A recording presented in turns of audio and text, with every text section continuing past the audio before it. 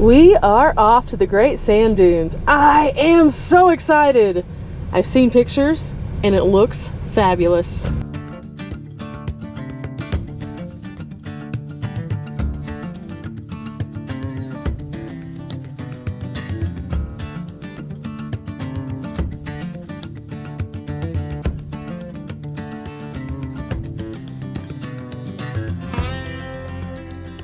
Hello adventurers and welcome back to my channel. Today we are going to be exploring the Great Sand Dunes National Park here in Colorado.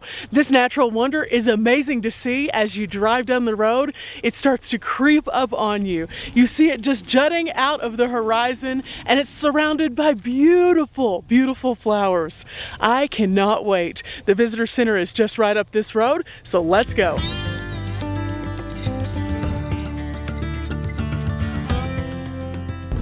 Man, just look at all of these beautiful flowers we're passing. As you come past, it almost looks as though this is a painting and you're just like living inside this painting. It is so cool. And as we get closer and closer to the actual entrance, it just starts to open up with all of these little rolling dunes. It is so neat out here.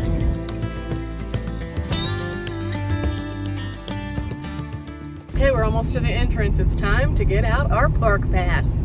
Park pass, park pass. We have a park pass. Now, typically, whenever you present your park pass, you also have to present your ID. So I have that right here, and then we'll pick up our map and probably go to the visitor center. It's always best to ask questions in the visitor center as opposed to the line where people are waiting behind you, because as you can see, there are a few people in front of me and there are a few people behind me. See, this isn't that bad of a line though for a national park. A lot of the national parks will be miles and miles deep. Now it could be that we're here at a good time of day. It could be that this park is not quite as busy as others. I don't know. I haven't been here before, but we are ready nonetheless.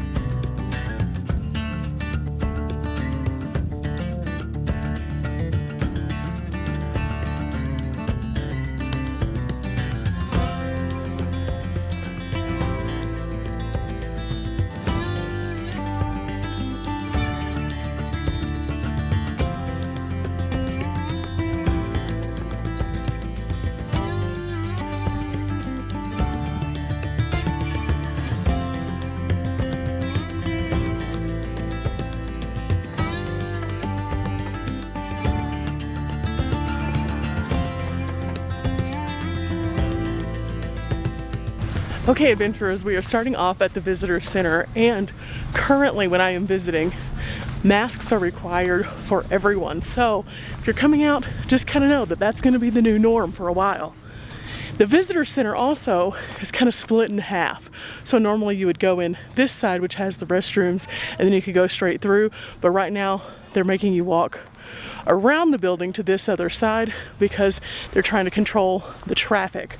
So if that's what it takes for us to have parks stay open, I am all for it. Let's go. Now along the path to the back, you'll see little signs like this one right here that tell you what kind of shrubs and trees and little bushes that you're looking at.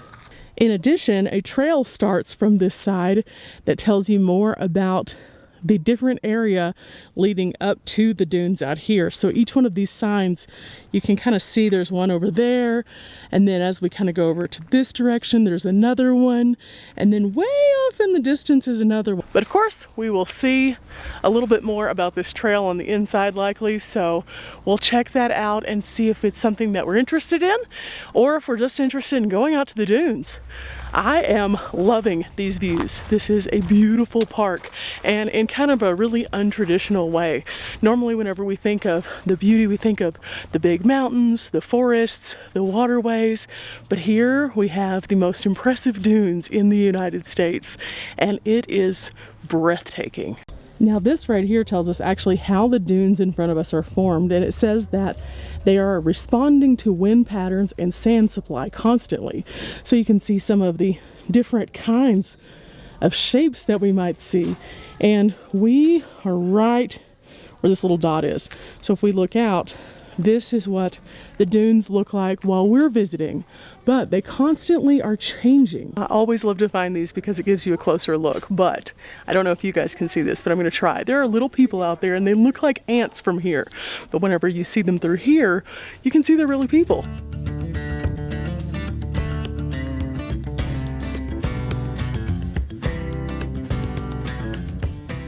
In addition to masks, they're only allowing so many people in at a time, so we're taking our time, but at the same time, they ask you to not linger too much.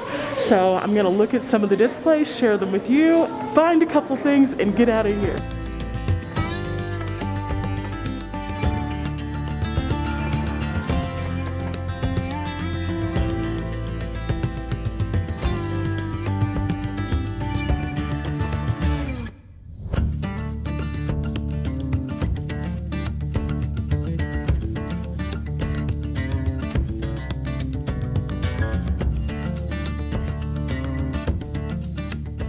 Okay, we picked up our postcard, a magnet, and we are about to head closer to the dunes.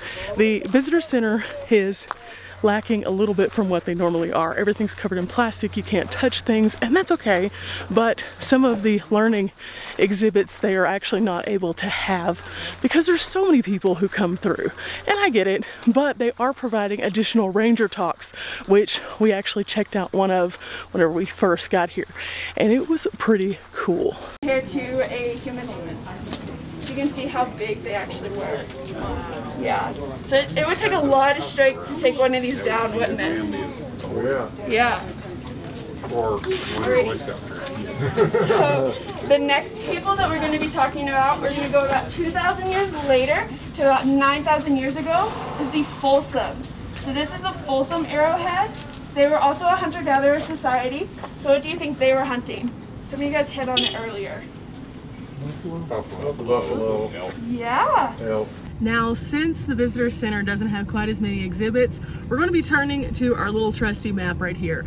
These things are awesome, and if you've never actually looked at the details that are provided on them, you should, because it tells you not only the story behind the site, what kind of critters that you might be able to find, and it has the map itself, which then breaks down the locations that you can visit in even more detail. So, this side of the map, for example, tells you more about the stone, sand, and stream, and then tells you what kind of critters might inhabit each part of that, and then also what kind of plants that you might find. Now, we are in the sand region right now, which is why we keep seeing these beautiful yellow sunflowers. They are so amazing. And that, guys, is why we read the map, because we just learned so much. And a few of these things were available to us inside. However, being able to see a little bit more about why they're here, what they are, what to look for in order to find them, and then also why we're seeing all these amazing flowers, worth it. And this map is absolutely free when you come in. Now we're going to look at the map itself, and here is the visitor center where we currently are.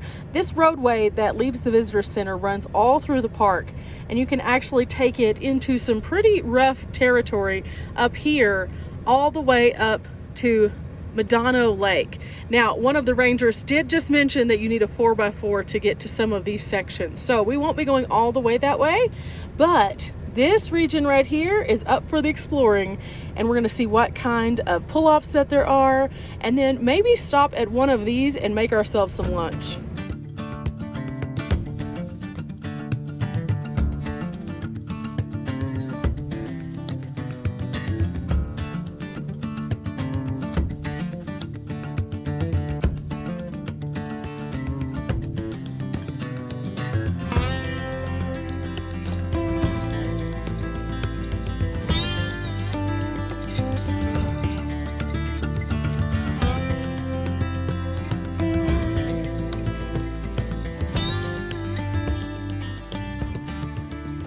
So we made it out to the dunes, and to get to the big stuff, you have to walk through a little bit of water. I just went ahead and threw on my hiking boots because, you know, I don't mind if they get messed up, but a lot of people have worn sandals and things like that so that they can take them off when they get up to the actual dunes. That's probably pretty smart too. And look at this. This is awesome. But just to kind of give you a heads up, this looks like we're not very far, but in reality, Nope, not there yet. This is how far we are away. We have some walking to do. Well, slowly but surely, we are getting there. This isn't a quick process. And you're walking on literal sand. So each step sinks down just a little bit. Yeah. So that's kind of an interesting little tidbit that I didn't think about whenever I came out here.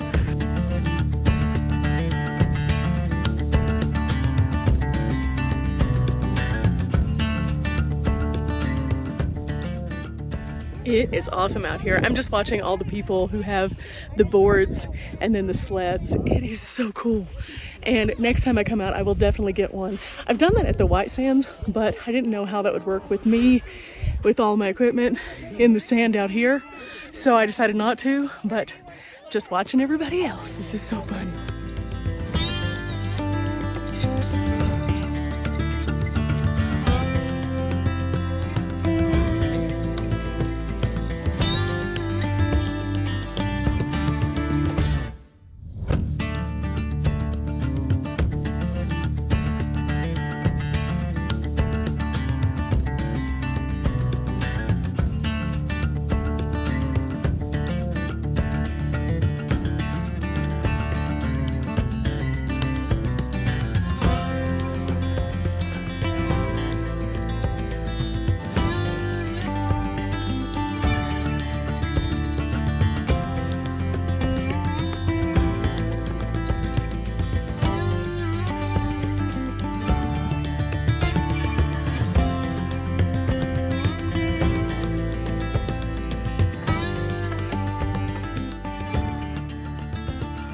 Some of the people are having races. Some of them are just trying to get their bearings. I did notice a couple of the sleds that look just like the ones at the White Sands.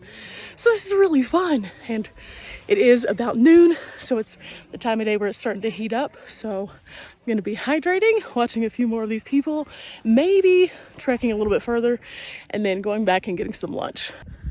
The consensus is it is much harder to go back up these than it is to go down them though. And I think it's even a little bit harder to go up these than it was the White Sands.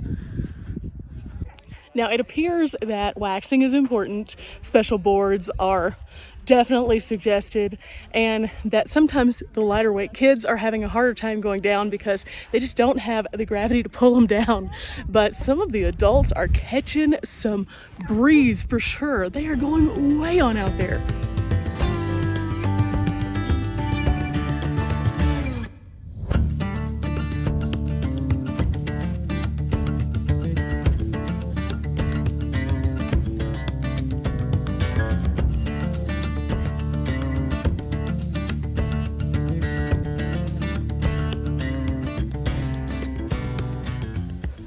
Okay, so that was super cool, and I definitely could have spent a little bit more time out here, but it's starting to heat up and I don't want to get a sunburn.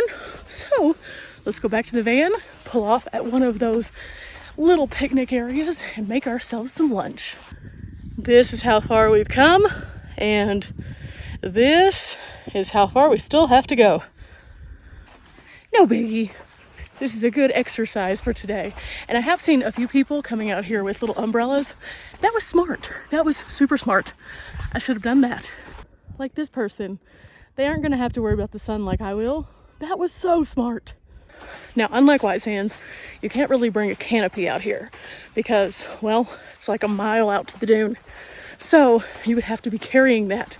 And those little wagons don't really work so well on the sand because it's kind of slippery. So yeah, the umbrella is probably the best solution if you're wanting a little bit of shade, other than maybe like a big floppy hat. Okay, we came over to the picnic area, and because it's around lunchtime, it's pretty full, but I did manage to find a little pull-in here that's not quite as crowded as the parking lot. So I think what I'm gonna do is just make myself something super easy, probably like a wrap or something, and then we're gonna hit the road for our next adventure. I have enjoyed coming with you guys out here to the Great Sand Dunes. It has been a blast, and even though we didn't go sledding, it has been really super cool. Now I do want to part with a few really cool facts, so let's make some food and then sit down and talk about it. Okay, here's our lunch. We have a roasted chicken wrap and then some original peach yogurt. I am so excited about this because I am starving.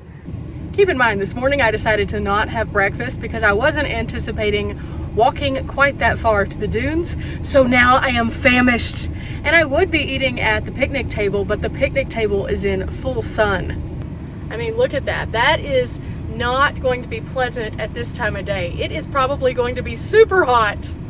Now again, there are some covered sites, but those were already taken. I didn't get here in time to snag those with a little lunch crowd, so it's okay. That's why we have the van, and at least this way we can be in the air conditioning. Oh, I need it today because it is getting to be quite hot here. In fact, the temperatures are now rising into the 90s, and being out on that sand with no kind of shade, it was getting quite warm. So I'm gonna eat my lunch and then tell you a little bit more about the Great Sand Dunes before we take off. Okay, now that I've wrapped up my lunch, I want to share with you a few fun facts before I let you go and I wrap up this video. I am so excited to share these because they're so cool.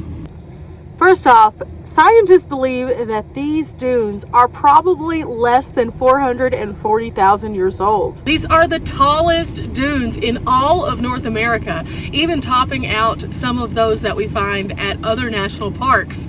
And that is so crazy because as you get closer and closer to them, you start to realize that they are basically just huge sand mountains. They get bigger and bigger and bigger the closer that you get. Now remember that sign that we found at the visitor center? Well, I noticed that there were a variety of different formations that you could find as a result of the wind. But when I came out here, I noticed that the sand even differed within the different regions of the dunes. And there was a reason for that too. Most of the fine sand that we found on the dunes themselves that people were sliding down actually comes from about 65 miles away at the San Juan Mountains. But the little pebbles and chunks of rock that we were seeing kind of scattered in here and there, those actually come from much closer. In fact, the little mountain range right behind us is where most of those actually make their way from. Now, seeing how many of them have made their way over this direction is crazy because I was finding chunks of granite and tiny, tiny little pieces of what looked like almost shells and things like that out there, even though there's no ocean anywhere nearby. But you know how it works. Things move over time, and as they do, we end up with places like this. Now, last but not least, the main question that I had is, how is it that the dunes stay intact and don't end up going somewhere else? And it's kind of a curious condition where the winds come in from this direction and then they also come in from this direction, and that's what forms all of those different shapes. But that also keeps the sand from leaving, so it can't spread out more and it doesn't really go anywhere. So it just constantly is an evolution of the dunes themselves, which is so cool. Now, I did forget to do this while ago, so we're gonna go do this now. Let's go get our passport stamped.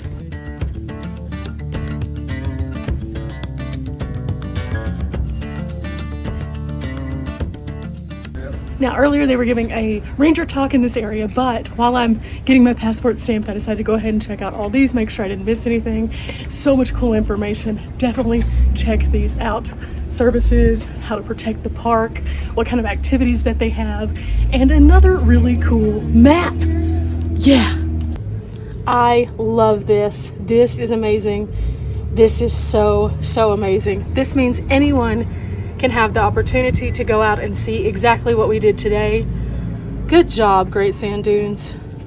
And this right here, we're gonna look at this very closely because we're looking for some more cool things to do in the area.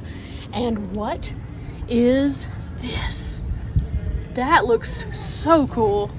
Yeah, I'm gonna take a picture of this and we're gonna see if we can't find some of these on another episode. Okay, adventurers, that is it from the Great Sand Dunes National Park. I hope you've enjoyed your adventure today with me. I know I have enjoyed sharing it. If you have, make sure that you leave a thumbs up, hit the subscribe, and check out all of my content. I upload on Tuesdays, Thursdays, Saturdays, and Sundays. It's a busy week, every week, but you can come along for all the adventures. Till next time, guys. Bye! Psst. I have a secret for you. This entire episode I've been wanting to share it, and I haven't yet. You're gonna see me wearing this shirt again, and I'm gonna talk about it more. But today, I wanna give you the sneak peek at this very awesome shirt. Different is the new cool, Life with Lads. This shirt is epic. It stands for something amazing. If you have never heard of this brand, Life with Lads, before, go check them out, and I'll catch you on another video and tell you a little bit more. Go look them up. They're awesome.